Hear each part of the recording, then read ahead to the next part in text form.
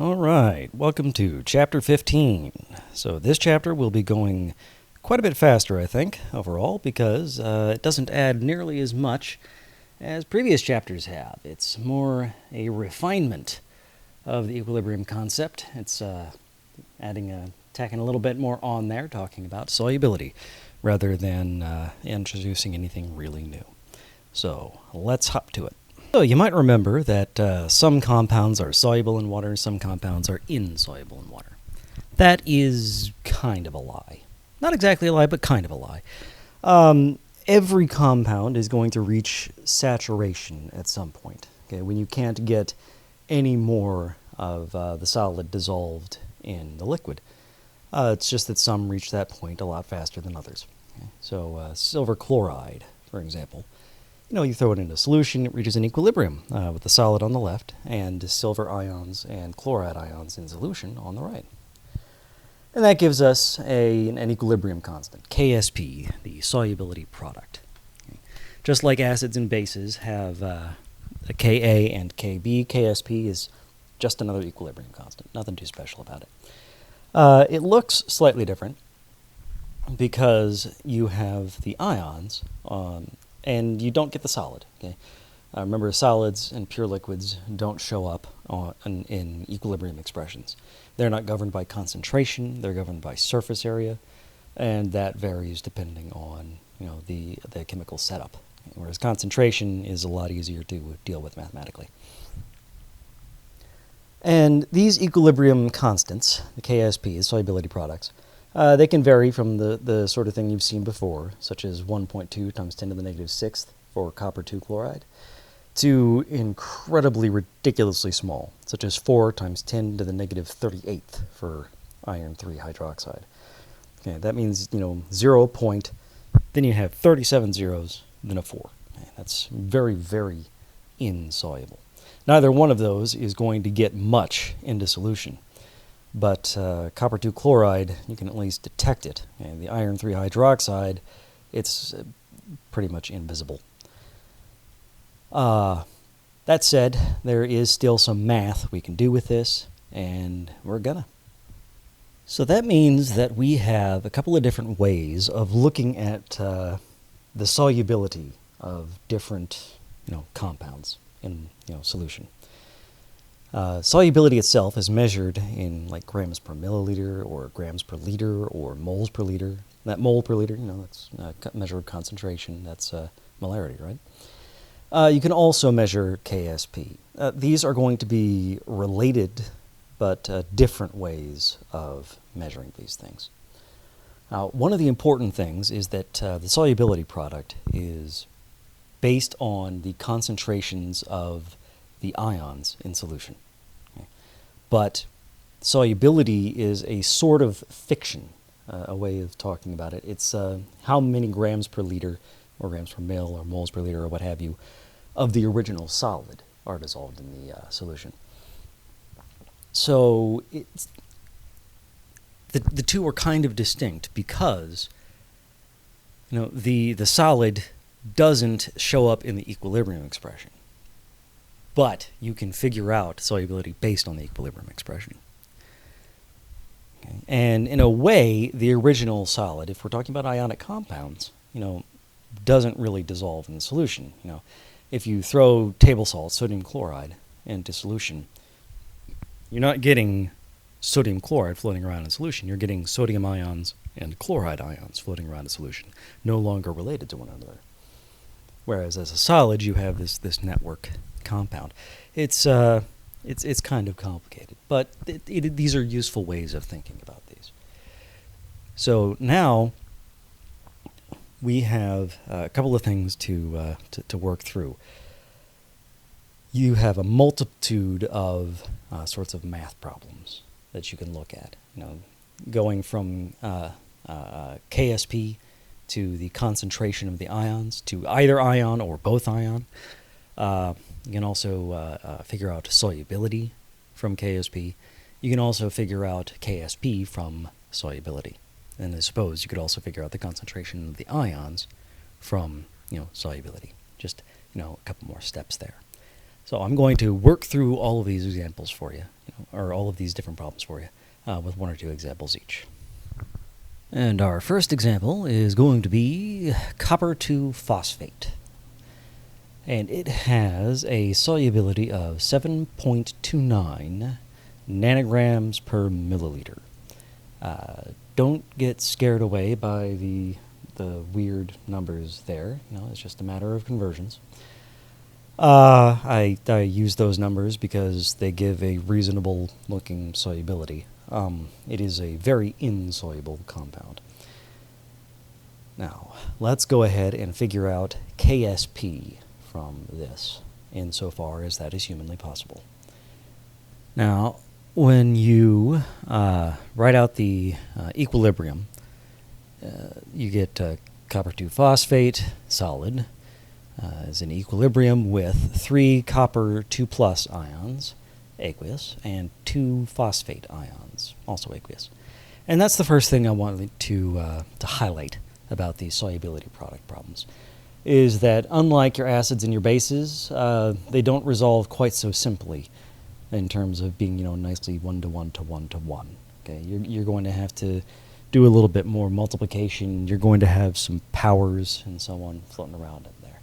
It's not so direct and simple in the same way.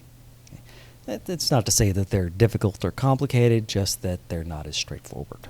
Now we draw out our ice table, and the first thing we can do with our ice table is we can get rid of the solid copper phosphate. Okay.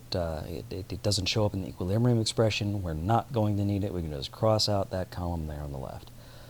That is one of the saving graces of the solubility product constants, these problems. You don't get to see any reactants, not really. It makes it a little bit simpler, no division there. Just one less step in the algebra that you have to do at the end of the problem. Now, let's go ahead and start filling in our ice table. We're looking at solubility. I'm asking for the solubility product based upon, the actual solubility in nanograms per milliliter. So that means that we're throwing a handful of the solid into solution, seeing how much of it dissolves. Well, that means that our initial is 0 for both our copper and our phosphate. None of that's floating around in solution.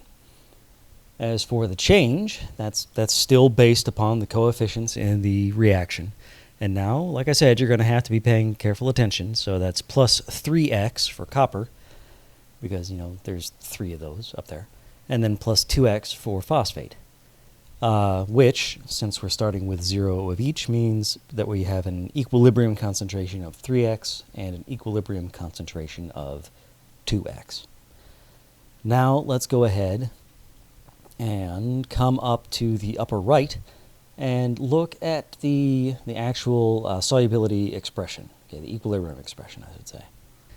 The equilibrium expression is, again, still based on the reaction. So it's KSP equals copper 2 plus raised to the 3rd power times phosphate raised to the 2nd power. Those powers come right out of the equilibrium over there on the left. So our equilibrium concentrations are 3x for copper and 2x for phosphate. So those are what we plug in. And KSP is equal to 3x cubed times 2x squared. So let's go ahead and bring those exponents into the inside. You get 27x cubed times 4x squared. And then you go ahead and you just collect your terms. So you get KSP is equal to 108x to the 5th. And because 27 times 4 is 108th, x cubed times x squared is x to the 5th. So if we want to find out what KSP is, we are going to need to find out what the hell x is. And what is x? Well, that is coming from the solubility of the copper phosphate. Okay, a single x all by itself, not an x squared or an x cubed or a 3x or anything like that. X is just the concentration, the sort of fictional concentration of the copper phosphate. If you were to imagine it entering solution. And that is what we already have. That's in nanograms per milliliter, and we need to find a way to get that into grams per, or sorry, not grams, but moles per liter, in order to get it into a proper concentration. So we're going to need to do a conversion from nanograms per mil to moles per liter.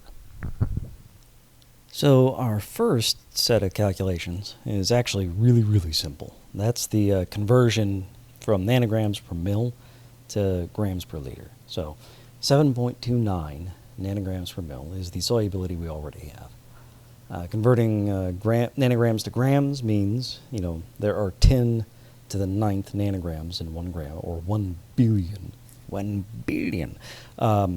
nanograms in grams. So you multiply by 1 gram over 1 billion nanograms. And there are 1,000 milliliters in a liter, so you multiply by 1,000 milliliters per liter. And that gets you 7.29 times 10 to the negative 6th grams per liter. Nothing too fancy about that. It looks very similar, but that's just because all we've done is move the decimal place. The next thing we have to do is get from grams to moles. And converting from grams to moles is only slightly less straightforward than converting from nanograms to grams. We have 7.29 times 10 to the negative 6th grams per liter. And that means we're going to need to use the molar mass of our copper 2 phosphate to convert grams into moles. The molar mass of copper 2 phosphate is 434.63 grams per mole. So you multiply by 1 mole per 434.63 grams. And what that gets you is 1.68 times 10 to the negative 8th moles per liter.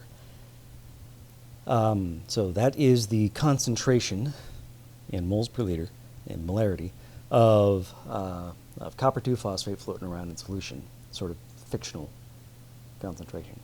And just as a reminder, that is the X we're looking for to plug into our equilibrium expression. Okay. So let's go ahead and plug that back into our equilibrium expression. KSP equals 108 times x to the 5th. So it's 108 times 1.68 times 10 to the negative 8th raised to the 5th power. And when you plug that into your calculator, what you get is KSP equals 1.45 times 10 to the negative 37. An incredibly, ridiculously tiny number to go along with the very, very low solubility of copper phosphate. That said, you're going to have a little bit more trouble trying to get a handle on KSPs, solubility products, a little bit more than you would with acid and base equilibrium constants. Because one of the reasons this number is so small is that you have that x to the 5th is what does it. Okay. 1.68 times 10 to the negative 8th molarity is not so absurdly tiny in comparison to some of our weak acids and bases, in terms of concentration. The problem is that when you raise that to the 5th power, the times 10 to the negative 37th, that's where that comes from. So it's a little bit harder to try and get a real grasp on the relationship between solubility product and solubility. So don't take these really, really small numbers to heart, not in the way you could with acids and bases. All right, let's do this again, but this time a little bit faster, and we'll be doing it for sodium chloride. So, sodium chloride has a solubility of 359 grams per liter. The molar mass of sodium chloride is 58.44 grams per mole, so 359 grams per liter times 1 mole per 58.44 grams gets us a concentration of 6.14 molarity. Now, that is going to be the X that we plug in to our equilibrium expression. So let's get that written out real quick, work out our the equilibrium and then the ice table, and then from there we can get the equilibrium expression itself. So sodium chloride dissociates into sodium and chloride. There's our ice table, with sodium chloride X'd out. And then we start out with 0 sodium and 0 chloride, plus X, and this is a nice 1 to 1 to 1, which gives us equilibrium concentrations of X and X. And our equilibrium expression is KSP is equal to sodium times chloride, or X times X, or just X squared. So KSP is equal to 6.14 squared, or 37.7. That lies quite far to the right, hence why we have such a very, very large solubility in grams per liter. 359 grams of salt, just to put that in context, that's a lot of salt. You could dissolve roughly a small cat worth of salt in just a Gatorade bottle. It's very, very soluble. That's why we don't tend to record solubility products for what we consider soluble compounds. All right, we've gone a little bit over 15 minutes, I think. So let's go ahead, call it a day for this, and when we come back, we will look at getting from KSP to solubility.